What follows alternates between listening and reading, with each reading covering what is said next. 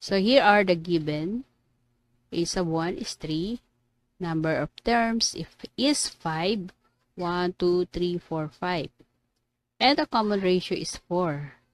12 divided by 3 is 4. So plug in these values in this formula. So we have a sub 5 is equal to a sub 1 is 3. Common ratio is 4. Number of terms, which is the n, is 5. 5 minus 1 equals 4. Then 4 to the fourth is equals to 256. Then multiply it by 3.